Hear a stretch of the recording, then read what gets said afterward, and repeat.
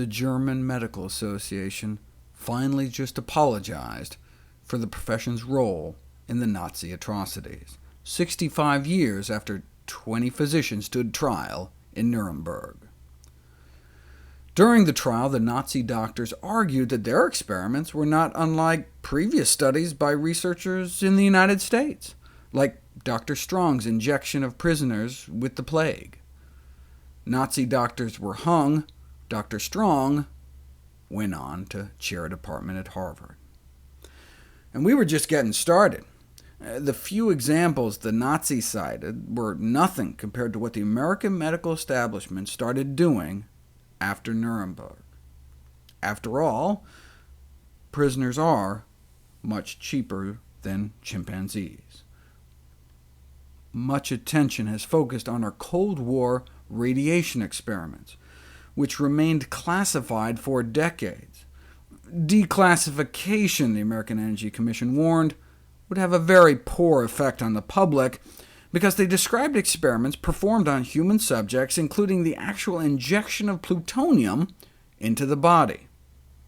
Subjects like Mr. Cade, a 53-year-old colored male who got into a car accident and ended up in the hospital. Great, let's inject him with plutonium! Who else is powerless besides patients? How about kids?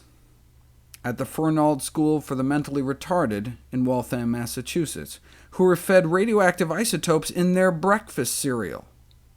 Tricks are for kids.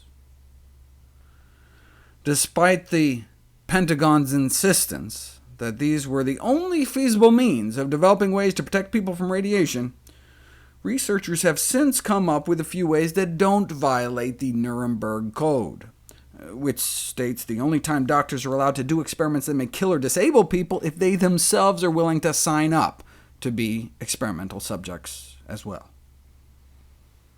One way is to study cells in a petri dish.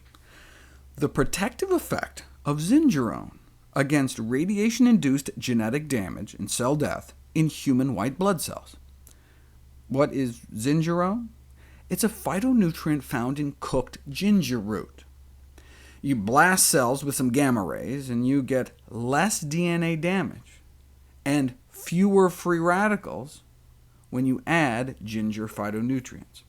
They even compared it to the leading drug injected into people for radiation sickness, and found the ginger compound to be 150 times more powerful, and without the serious side effects of the drug itself. They conclude that it's an inexpensive natural product that may protect against radiation-induced damage. In fact, lots of different plant products have been found to be protective in vitro against radiation damage, by a whole variety of mechanisms.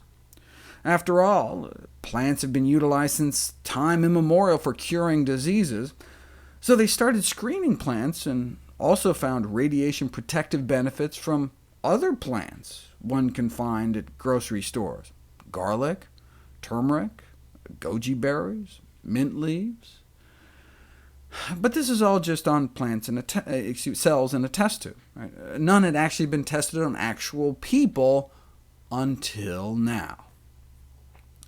How are you going to find people exposed to radiation you can test stuff on? Well, aside from pilots, another group that suffers inordinate radiation exposure is the hospital workers that run the X-ray machines, who have been found to suffer chromosomal damage as a result compared to other hospital staff, and higher levels of oxidative stress within their bodies.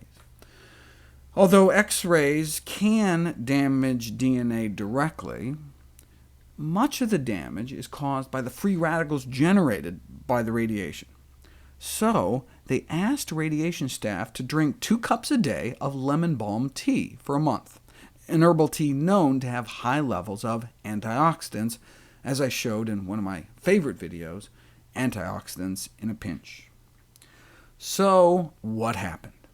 The level of antioxidant enzymes in their bloodstream went up, and the level of free radical damage went down.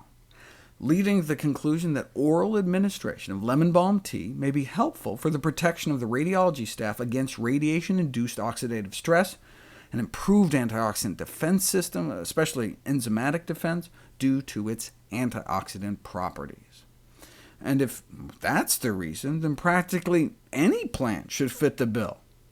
So know that as you're sucking on some crystallized ginger to prevent travel sickness on some airplane, little did you know that you may be protecting yourself from the cosmic radiation at that altitude as well.